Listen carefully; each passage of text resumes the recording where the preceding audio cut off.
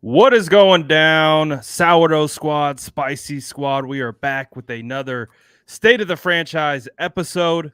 Today, we are talking the return of Jimmy Garoppolo, Jason.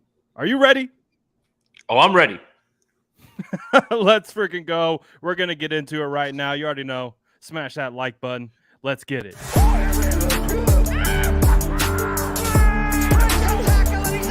Smash that like button if you haven't already. Love to see it.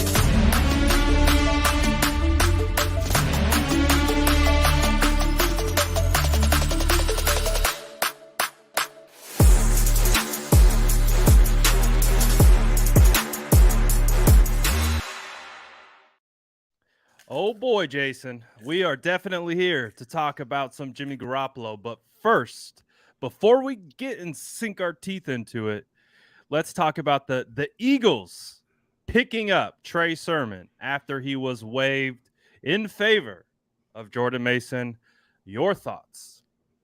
Hopefully, you weren't invested too much in Miles Sanders or Kenneth Gainwell or somebody in this backfield for fantasy football Are because they on notice now?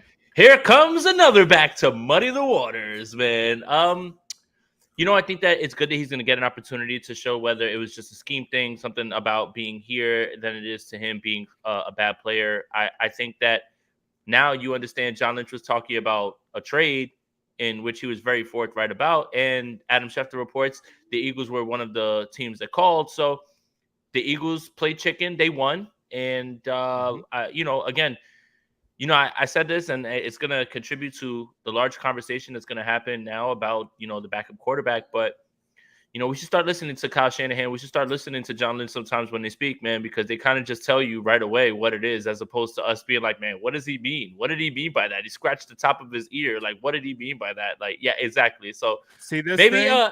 yeah, I'm retiring it for the rest of the day. Like, this thing has probably got me in a little bit more trouble than I'd like to admit. Like, specifically about the quarterback conversation. Like, I think we could look at the comments about Trey Sermon, and I think both of us heard it when John Lynch said it. We're like, okay, they're kind of pumping up Trey Sermon a little bit. Makes sense. We understand why, but the tinfoil hat theories around the quarterback, I am like the craziest things that we thought were not possible. They were like, we told you Yeah. we'd bring him back, and we did just that. So Jimmy Garoppolo is back on the roster, and can you believe it? I would have never thought that this was possible because I would have never thought that Jimmy Garoppolo would have agreed to it. I always thought that the 49ers would attempt this to restructure, bring him as a backup. But again, my reasoning was, why would Jimmy Garoppolo want to do that? Why would Jimmy Garoppolo walk away from that salary? Why would Jimmy Garoppolo do this organization a favor?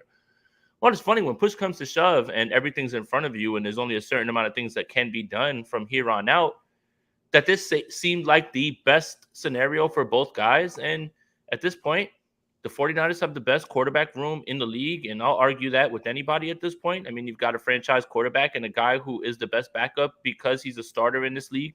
I will not get off of that in any way. That's why he's the best backup, is because he's an actual starter in this league, and he will be, I think, next year. But, I mean, it's just funny when you exhaust all the options. I think it's more the ride of getting here. Everybody assumed everything was going to be done. I like that Jimmy spoke today and talked about, I never want to get surgery, but I tried to work through it and it didn't work. That's what I maintained the entire time. A lot of people were like, well, he just did that to nerf his trade value and everything. I don't think it was that. I think that if you ask the regular working person, if they give you an option, hey, you can rehabilitate it through physical therapy and working through it that way, as opposed to getting surgery, I think 10 out of 10 people would opt to not get the surgery.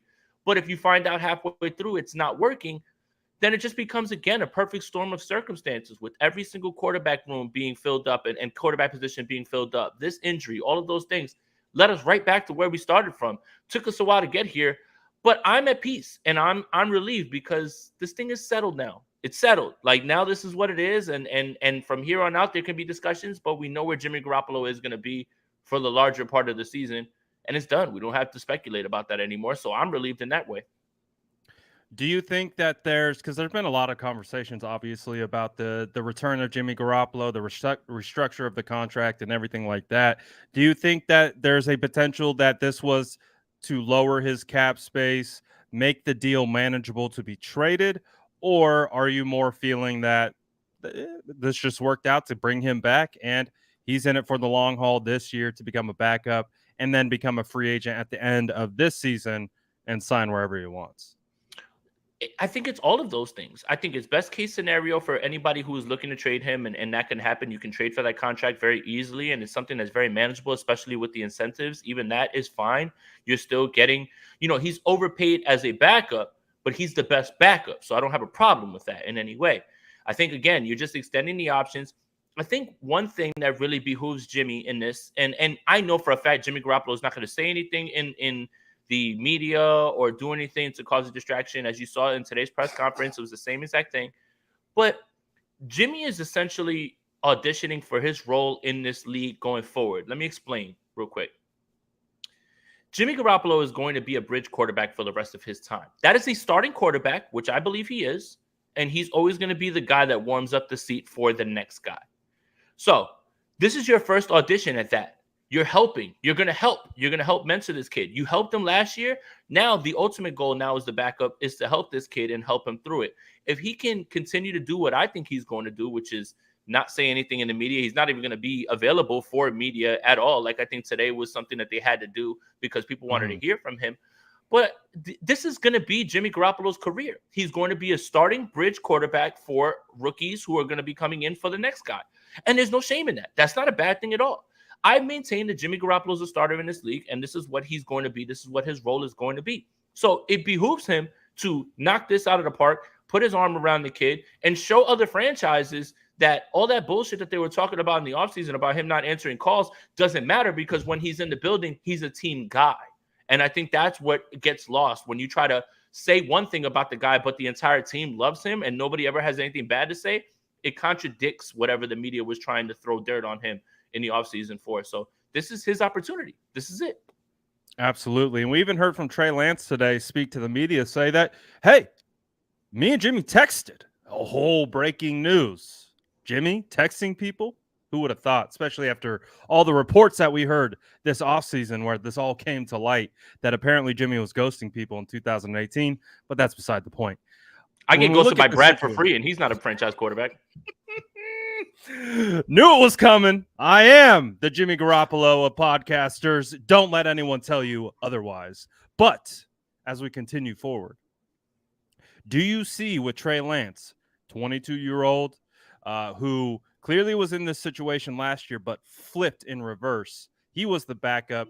He was kind of the one in waiting. Now, do you see with these roles reversed? And you even Trey talked about it in that way.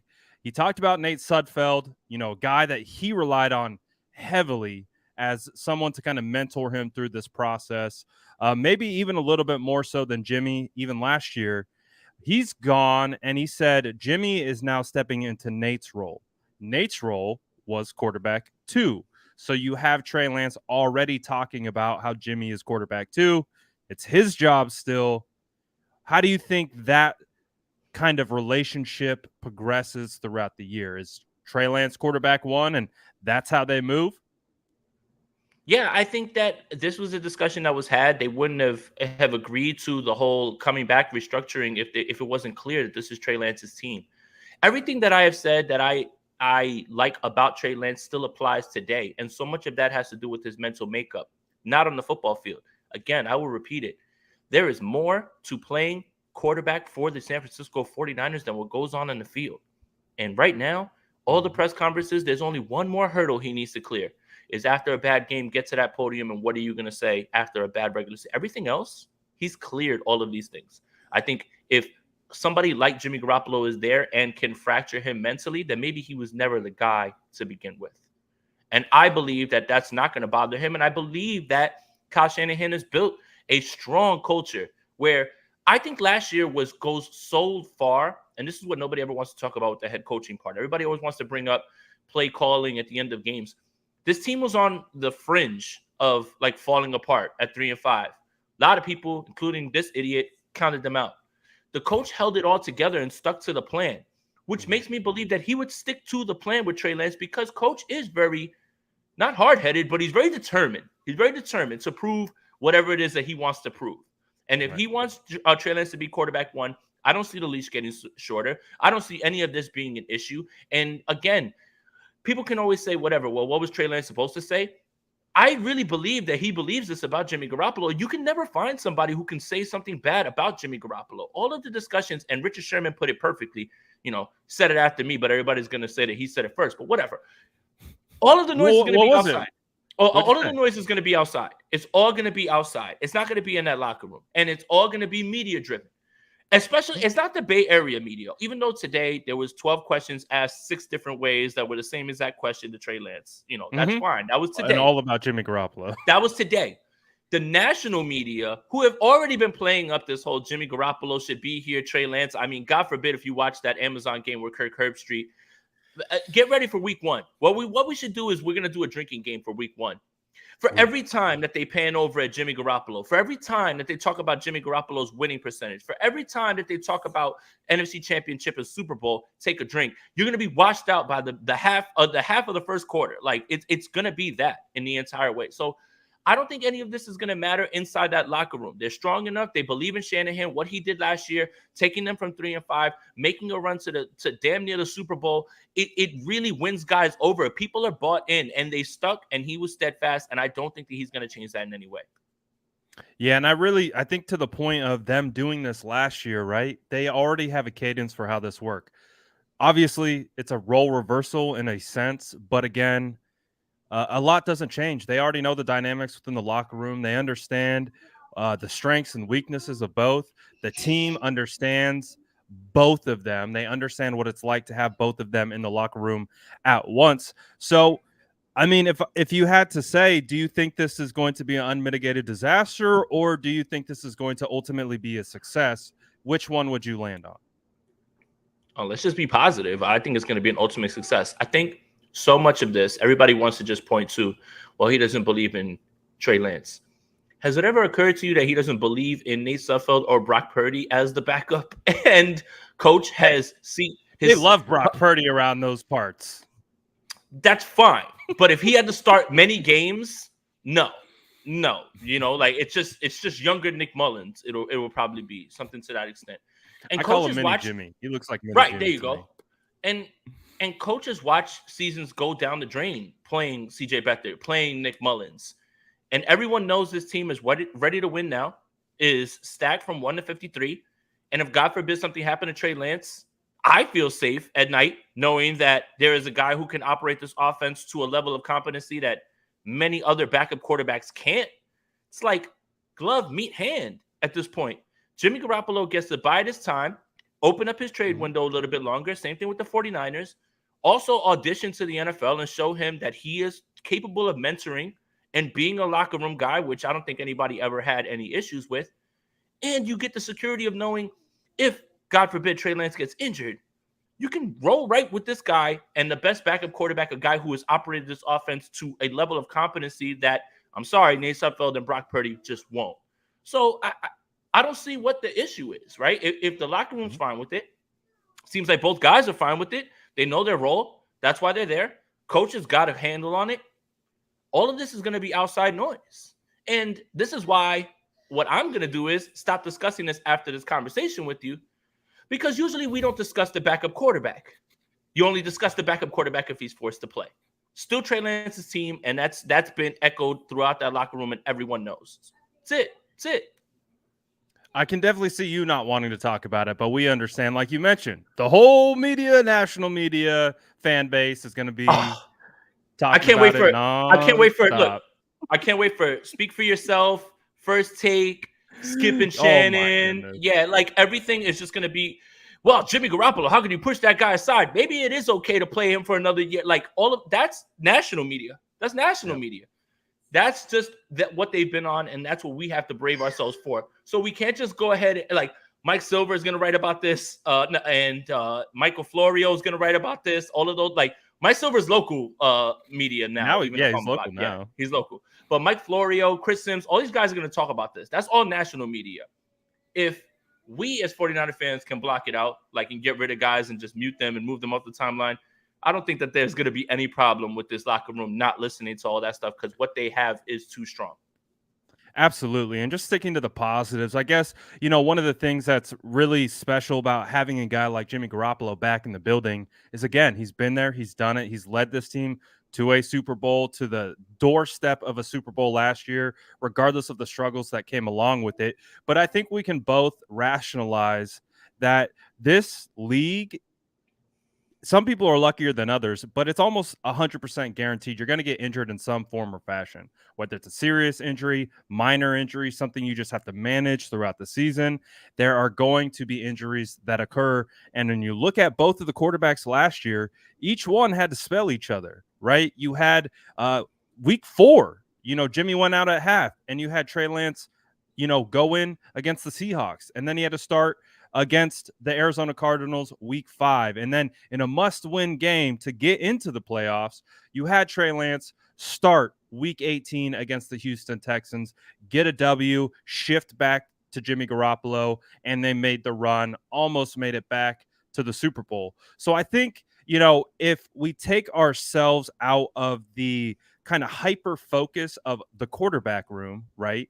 And we take a global view of just the team in general, it changes everything, right? Because if we get so wrapped up, well, they traded this for Trey. He's got to start. He's got to play. He's got to be this. He's got to be that. Does he? Because the 49ers have an elite defense. They're going to have good special teams. Mitch Wishnowsky, baby. Robbie Gould. Robbie's good in these streets over here or whatever. He's good in these streets. Okay, now we just got to work. We just got to work on. It's not first. It's that first name. Wait, when did I say that TDP has good hands? I mean, he caught every pass in camp, but I don't, that's all I could say or whatever. Here we go with you said on this podcast. Just go ahead, Brad. I'm sorry. It's okay. Yeah, we got people trying to pull receipts on you. It's okay. I guess. Just make sure they're correct receipts, right? But when we look at the entire team and we look at, again, we just get so hyper focused on the quarterback situation. You've talked about it earlier. This is a pretty damn good quarterback room. And I think we would both agree that there is a good chance, not because one's struggling and the other has to come in or those things, because I do believe as well with you that Trey Lance is going to get those opportunities, just like Jimmy got those opportunities. When the 49ers went through that skid, Jimmy wasn't playing all that well. The only reason we saw Trey is because of injury. Other than that, it went right back to Jimmy, and Jimmy was allowed to kind of work through that. We saw what happened in the Chicago game, all that type of stuff, and then they got things rolling.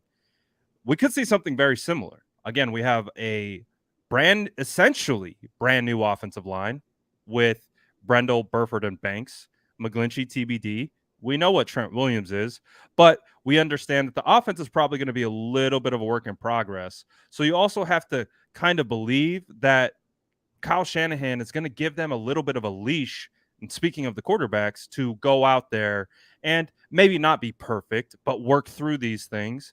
And so I would imagine internally, they've done this before, so there won't be that internal power struggle, right? That I think a lot of people are projecting onto the situation, like, oh, it's going to be Jimmy, it's going to be Trey, and they're going to be fighting internally, and Jimmy wants to win this job. It just feels like they understand what the ultimate goal is.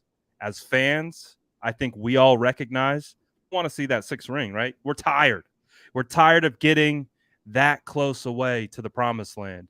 If it takes having Trey Lance and Jimmy Garoppolo on the same roster to complete that goal, and the 49ers win a Super Bowl, no one is going to care at all who the quarterback is, right? Because ultimately, they just want that 6th ring when we really think about it. Have you thought about this? How has Jimmy Garoppolo won his rings? Took you a little bit. I like that smile real quick because you got it. You got it. No, this is going to be fine. I'm not worried about that. As a backup quarterback. Here we go. That's the thing is, look, I have no problem with this. I think that there's going to be nothing that goes on in the locker room with this in any way. It's all going to be media driven, national media to be more specific. Sure, the Bay Area will have its time where they talk about it, but we don't really talk about backup quarterbacks that much. He's not going to have media availability. And again, I think that Kyle Shanahan is going to prove something to people that he is a little bit, all right, he's confident. Sometimes some people will say arrogant, but he wants to show everybody I can weather this storm again. I can weather this storm again, and I'm gonna do it this way now. Like, watch me do something that you never thought I could do. I'm gonna do it. So he's gonna take that as motivation, and I think that he can do it. And I think that it behooves Jimmy Garoppolo to continue to be himself, which is very professional, team guy, and just keep this thing rolling. Like, I think it's gonna be an audition for what he's gonna be for the rest of his career. I think, and that's no slight at him in any way. Starting quarterbacks are very valuable in this league. That's why there's only 32 of them. Absolutely. Cash the God says, I told you, Brad, we ain't have a quarterback 2. Now look at God. I'm happy with Jimmy as quarterback 2, best backup in the league. You said it. You said, Cash the God said, Nate Sudfeld reminded him of Blaine Gabbert. I guess maybe the 49ers saw a little bit of Blaine Gabbert as well, because Brock Purdy beat him out. No more Well, Sudfeld starts, baby.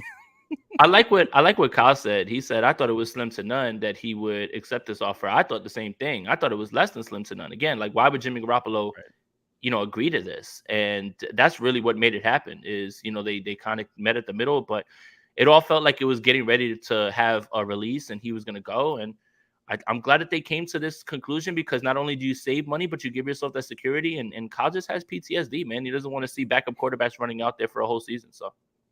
No, absolutely not. Gammon Brown says the real news is Dante Johnson is back on the practice squad, soon to be 53 man.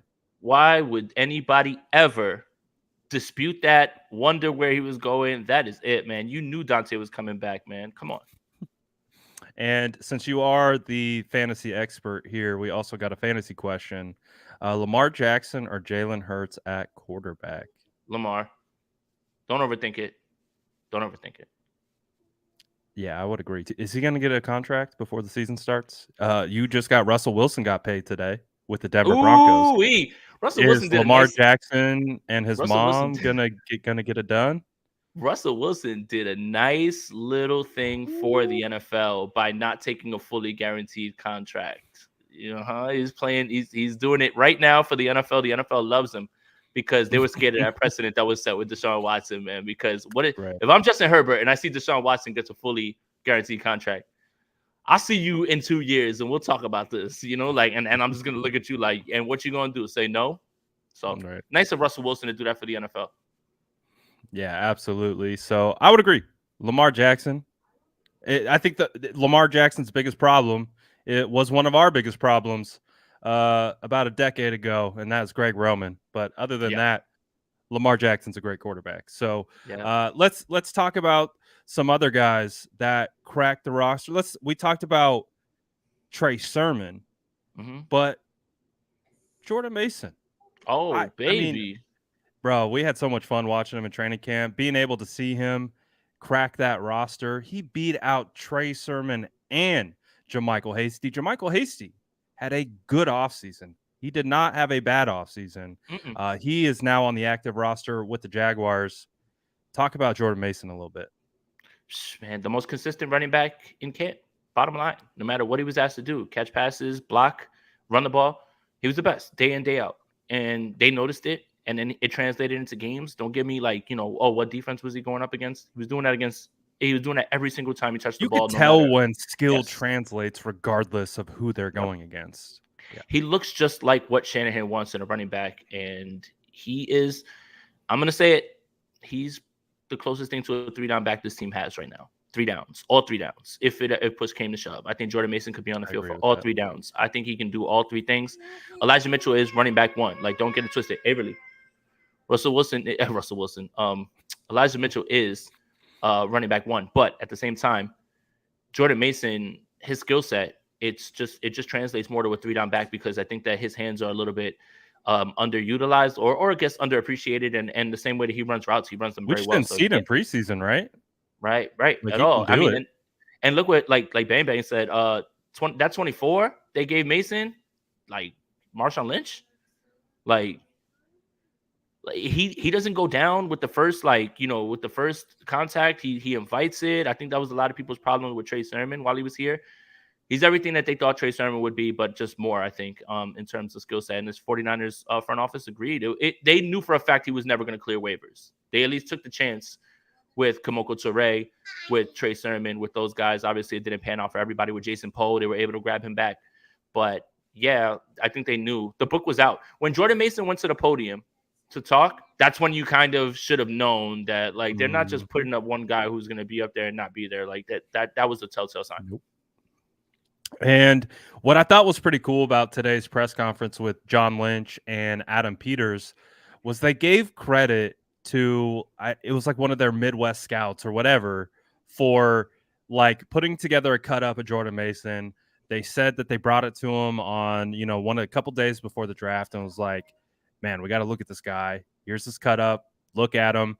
And I love that they gave the scout credit because typically, right, when we listen about these player evaluations or we give credit to, oh, John Lynch did a good job.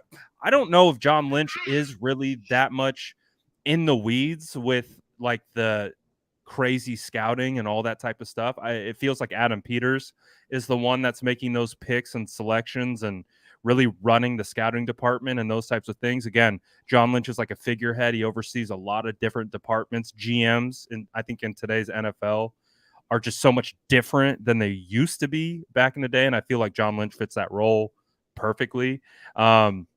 But I thought it was really cool that they gave some credit to the scout because, again, Jordan Mason looks like a gem, right? You said it. He looks like the most complete back on the roster. You go through Elijah Mitchell, Jeff Wilson, and TDP.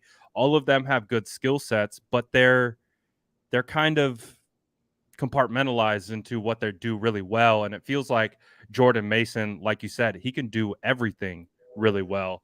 And I imagine we're going to see him on special teams early, but it's going to be very interesting to see how these carries really split out. And do you see Jordan Mason? I mean, he's on the active. Do you see him getting a lot of run this year with the 49ers? Eventually. It's not going to happen immediately, but eventually. I think that it's pretty clear what the pecking order is you got Jeff Wilson at the 2 because graded pass pro, Kyle trusts him. It's going to be hard. It's going to take an injury or something, but I'm betting that not that there's going to be an injury, but eventually, Avery, be quiet. But you gotta put Mason on the.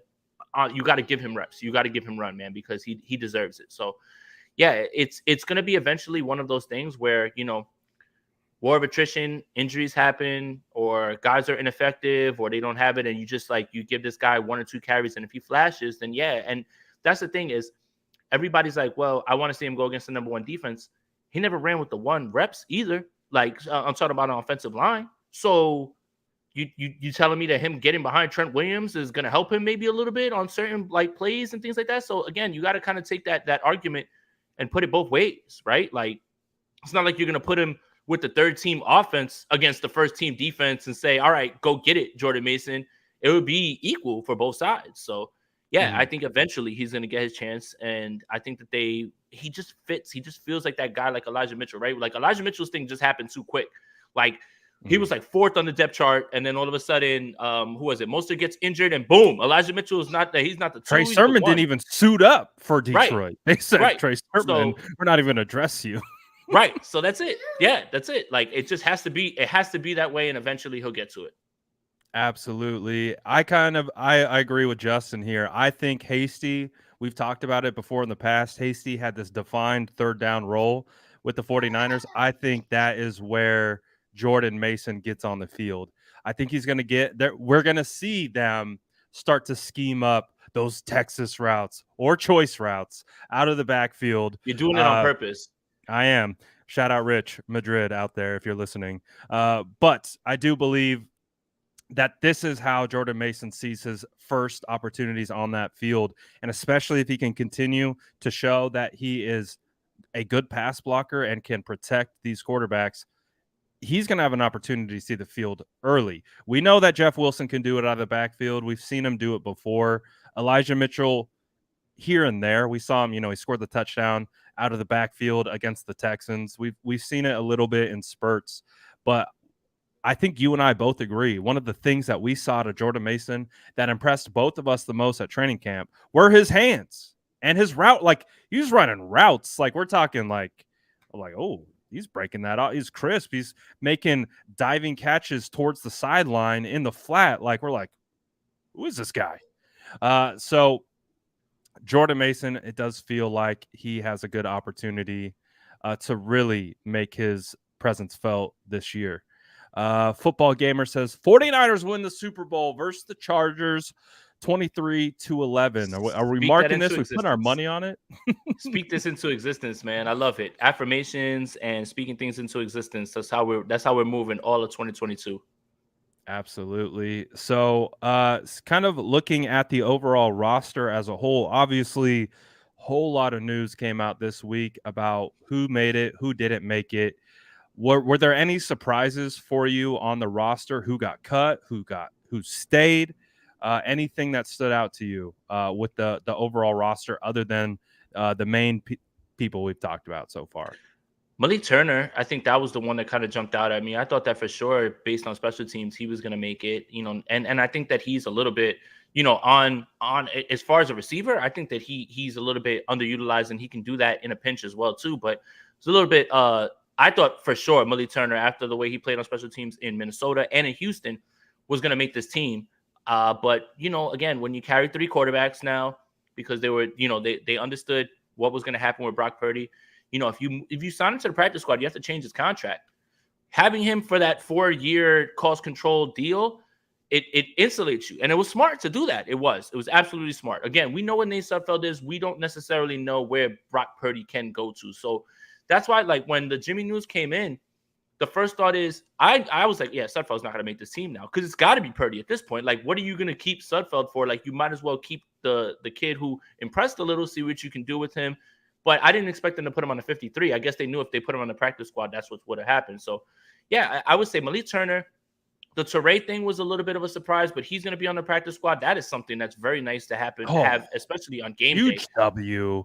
On game Literally day, a pass rush specialist to be able to come up like that, like just come up for the game and that's it. Like, on game day, go. Like, I love it. Like, and I didn't get that in the beginning, but for me, that signaled that Kerry Hyder was going to be moving more inside and playing inside, and that they really felt that the development of Drake Jackson was good enough where they can kick aside a guy who, there's not a lot of 5.5 sacks guys hanging around in the league, like just sitting out there to be had.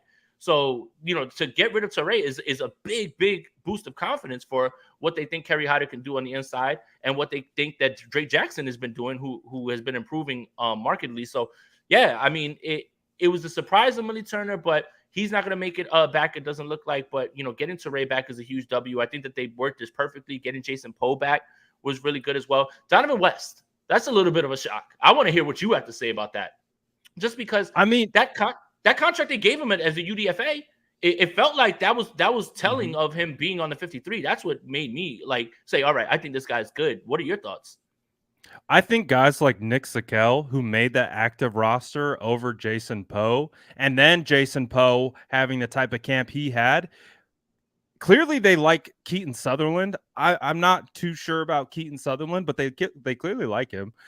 So I was expecting West to make it onto the practice squad, but he doesn't make it back. But when you look at the offensive linemen who did make it back to the practice squad, again, you got Jason Poe, and you got guys like Nick Sakel who made the active.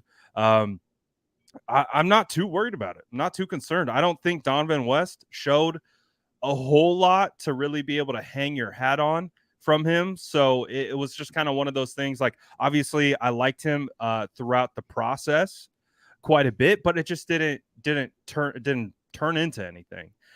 So I think with who they have and who they kept, and plus you add Blake Hance to the active roster when they were able to get awarded him via waivers from the Browns, and they talk about his versatility. They look at him as a center potentially. So it just feels like they had enough guys, and Donovan West just didn't make enough strides for them to be able to be worthy of a spot. So ultimately, I'm okay with it, to be honest with you. Yeah. I had higher expectations for West, but I would also kind of say I don't know if he met my expectations as well either. So it is a process where I think the 49ers did the right things. And I think right now they have like 10. Are they carrying 10 offensive linemen currently second? Thought it was 9. Did Hance make it 10? Yes, Hance is on the roster. No, I don't know about that, but I know Hance is on there. Yeah. Right. So regardless, it's one of the most packed offensive line rooms that they've had in a while. And I think it kind of speaks to the three guys up front and just kind of the inexperience so far. And again, Brunskill, they're hopeful he'll be back for week 1. We don't really know for sure. But the fact that they were able to get Poe back onto the practice squad, you even had John Lynch talking about, he was like, oh, I got to shut up, because he was talking about he's afraid that some other team's going to swoop him into that hybrid fullback kind of guard role. And he's like, oh, I got to shut up. I'm giving away too much of the sauce. I thought it was really cool that they were able to get Jason Poe back and continue to develop these guys on the offensive line up front. So ultimately, I feel pretty good about it. What did you think about Charvarius Ward, Danny Gray, Jordan Mason, switching up those numbers? You got Danny Gray wearing number 6 now. Charvarius Ward, a.k.a.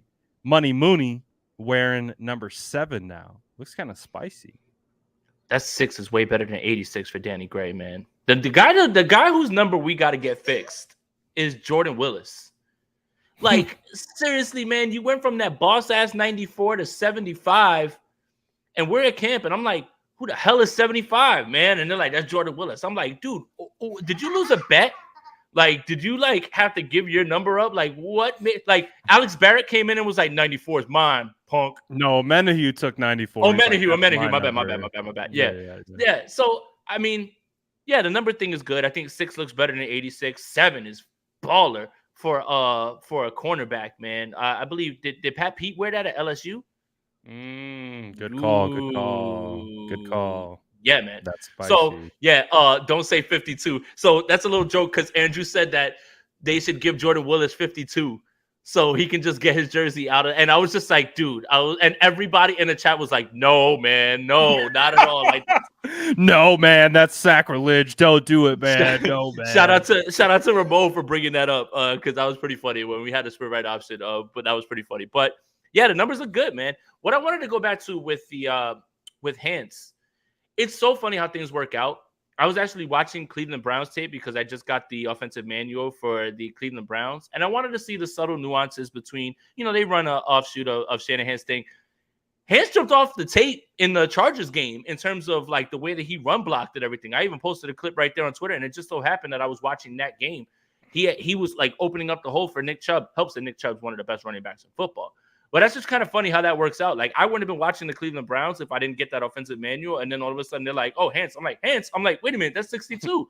Literally just like pulled it right up. So, yeah, I love that move. And I think that was kind of Jason Poe's downfall in terms of being on the 53 is that he can't move around.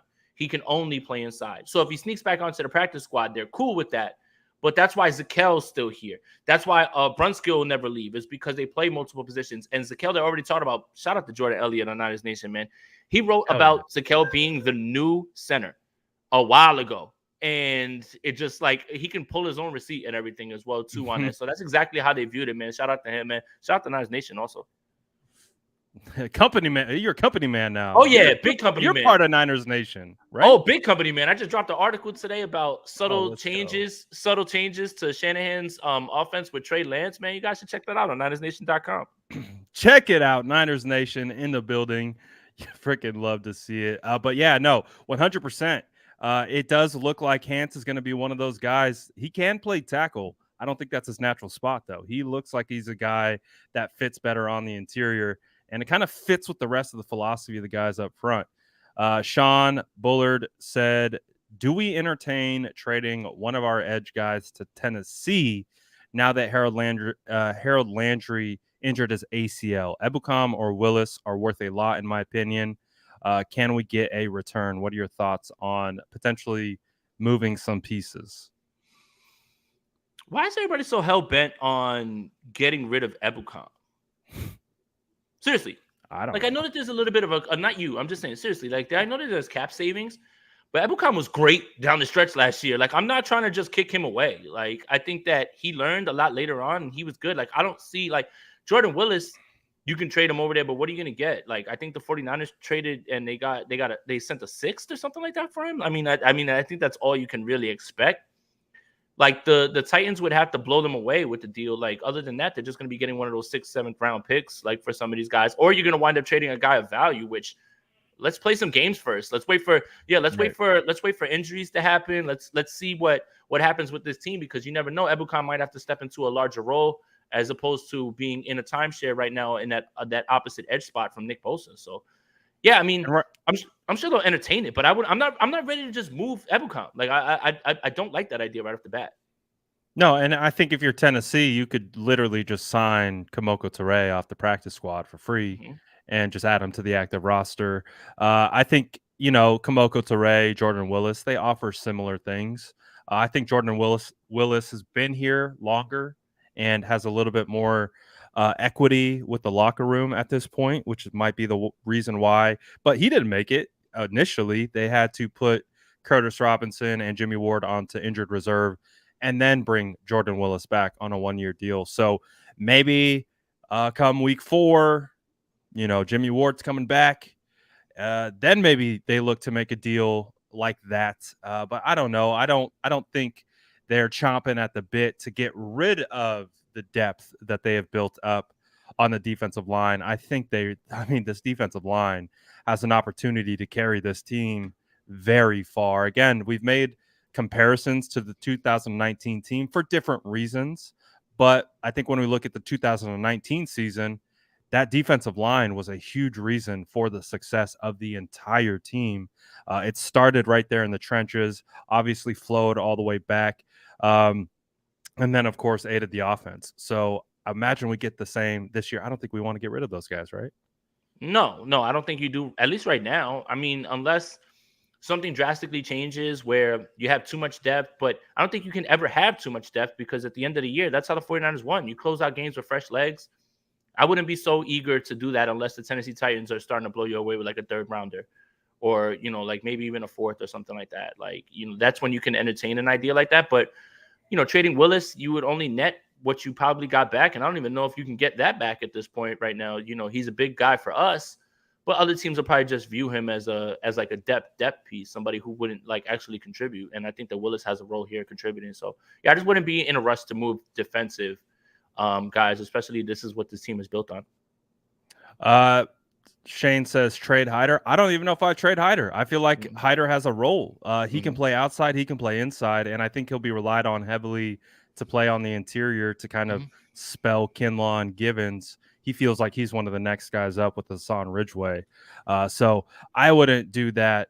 I wouldn't trade Hyder. I want to trade anyone at this point. So hopefully the 49ers, I don't think there's really any moves to get rid of guys. If they want to add additional pieces, maybe there's a different conversation there.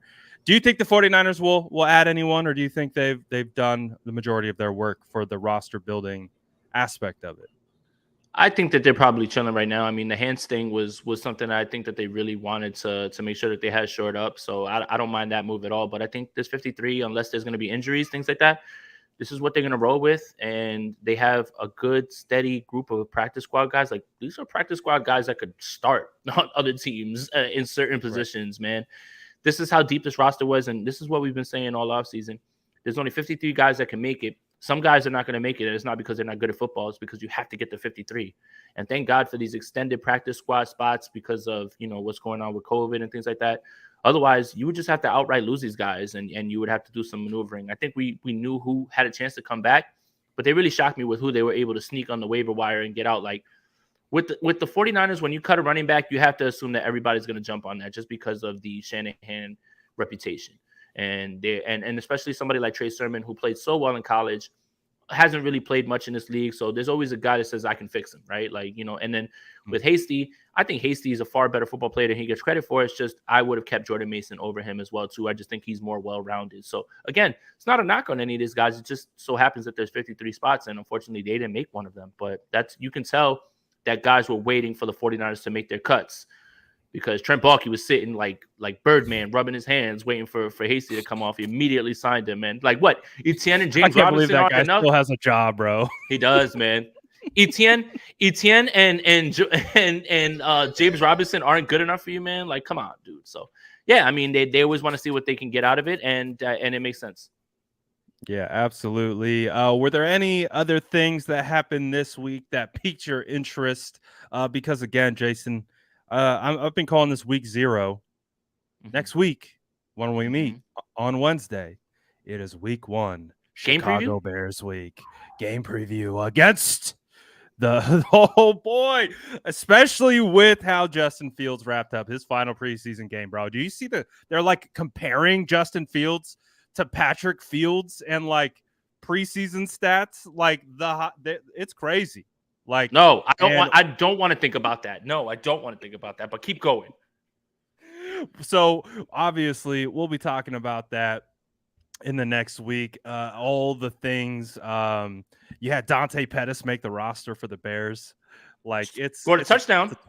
It's a twilight zone over there with Chicago. Scored a touchdown over there from Justin Fields in that. So here's my question to you. Darnell Mooney put out a nice little quote, said that Justin Fields is fired up for this game and he wants to make the 49ers pay for passing on him. I love the passion, buddy. Revenge love the passion. Game. Oh, yeah. It's a revenge game for so many. Tashawn Gibson needs to get called up to the roster so we can get the full revenge game thing going. But adds a little spice to it. It seemed like Justin Fields played a little angry last year against the 49ers, had his best game of his career against the 49ers. Right. That was tough to watch for a little while there. But were you in Chicago for that game? I was, and it was the worst part. Like Justin Fields runs in that touchdown on 4th down, and like everybody knows that, you know, you and I wanted Justin Fields. They're looking at me and I'm like, I'm not applauding that, man. I'm like, just son of a. I was like, I'm not applauding that, man. I'm not gonna applaud that. But yeah, I think it's funny that it all comes back to this, and this is something clearly on Justin Fields' mind. Clearly, like he really either thought he was gonna be taking at 3 or thought he should have been taking at 3.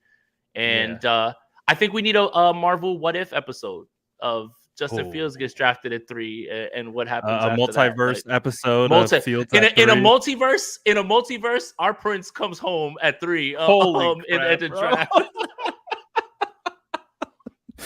Oh man, if you know, you know. That's one of those things. If you know, you know. You know exactly what we're talking about. But what would it cost us? Exactly what we're feeling. What would it cost us, Brad? Like, you know, when something changes, like something hard. So, like, do we get Justin? It's a butterfly effect, right? Right, exactly. Like, do we get Justin Fields, and then all of a sudden the aliens pull up, or like, does everything go wrong because of the one thing that we wanted? Like that's what this episode should dive into. Like, does Thanos find the 6th stone or whatever, and then pull up right as soon as we get Justin Fields? I'm snapping everybody out. No, man, like we didn't get to see him play. Like what would this be about? So yeah. Oh, good stuff. Also, a guy that I really liked, ISM, was claimed wide receiver from the Vikings, active roster. He's a good young prospect coming out of Iowa. So they got another good guy. So the Chicago game, the preview of the Chicago game, it's going to be a hell of a lot of fun. We're going to have a lot of stuff to talk about, especially with Chicago in preseason looking like a functional team. Again, I think the biggest, we look at Chicago going into the offseason, everyone is talking about how Chicago is the worst setup franchise damn near in the NFL right now, like outside of teams like Jacksonville and things like that. But they looked good in that last preseason game. You had Justin Fields slinging it all over the field to guys like Cole Kmet and Dante Pettis for touchdowns, all those different types of things. I think he even had a Griffin touchdown as well. So Ryan Griffin? Yeah. I think it's going to be, so I think it's going to be quite a fun preview as we get into it. The Lance versus Fields, all that type of stuff. Jimmy Garoppolo's return. Jimmy Garoppolo had 2 rushing touchdowns. Jimmy Wheels returns to the place where his name was born. 2 rushing touchdowns in that last Chicago game. Need I remind you guys? All right. So it's going to be a lot of fun. I am nobody you need to know. Says rewatched the defensive game film last night, and the secondary was so bad in that game. It's a completely different beast this time around. I'm pumped. Yeah, you're going to get fresh Emmanuel Mosley, Charvarius Ward, Samuel Womack. Oh, boy. No Jimmy Ward. Eric Armstead's going to take snaps, and we've been like gushing over this defense, and he hasn't even taken 1 snap this entire year, man. Like, my goodness, man. I can't wait. They picked up Alex Leatherwood. He may be starting. Get your popcorn ready, young man, because they couldn't have picked the worst opening matchup for you, my friend. If he is starting, Nick Bosa is going to have 30 sacks in that game alone. So it's going to be phenomenal. But shout out to everyone, as always, for tapping in. You already know we're running the dual stream, so make sure you're subbing on both channels. Make sure you're liking on both channels. Newest writer from Niners Nation, Jason Aponte Stonks, going up. The whole squad is elevating this year. You love to see it. You wrote a new article. Yeah, and I put up a new one. It's about some of the changes that they ran during Trey Lance's final start in Houston against Houston last year. Subtle things that they hadn't run all year that they ran with him, and it couldn't have differed any further from the Arizona game plan. So I wanted to highlight that and just talk about that through a little film clip up there. So yeah, go to NinersNation.com and check out my work, Jordan Elliott's work, KP Akash, Andrew Pasquini. Shout out to him too, making the squad as well too, man. So we is he? Yeah. So the sprint right option, we Niners Nation boys too now, like over here. So Let's yeah. go. So squad.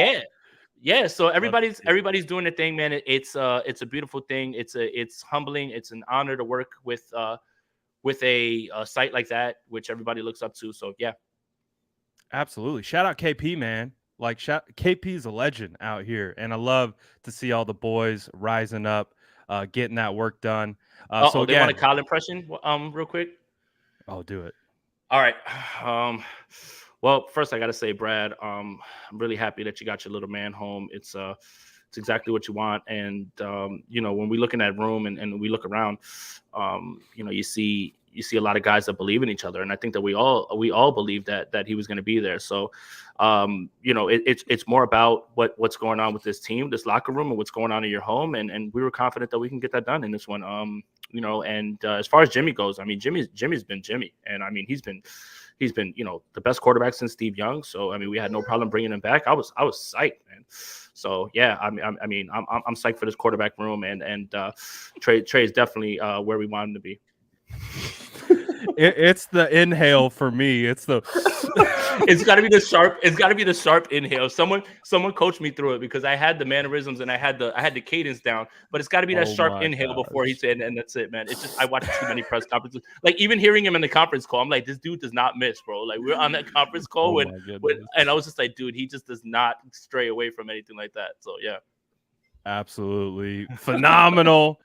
Absolutely love to see it. Again, you already know, follow the boys on all the contents. You already know, to the moon this year. We're going to be pumping out like freaking crazy. But again, shout out to all the squad. Appreciate you guys as always for tapping in with us. We'll be back next Wednesday to talk about week 1, Bears versus 49ers, Lance versus Fields, Bosa versus Leatherwood. Pettis versus Charvarius Ward. It's going to be phenomenal. I can't wait to get into it. So that's it for us. Any last words as we get out of here, Jason? No, man, I'm really happy about your son, man. More than anything, I think that was the best thing, and that's a beautiful thing. Go take care of that kid, man. And we're here, man. We made it. We just crashed. We did it. Passed the last hurdle. Jimmy's on the roster. That's it. We've got our answer, and now it's time to go. That's it. Get wins. Time to move now. That's it. All right, guys, we're out of here. Appreciate you. That's it for us. We'll see you next Wednesday. Peace.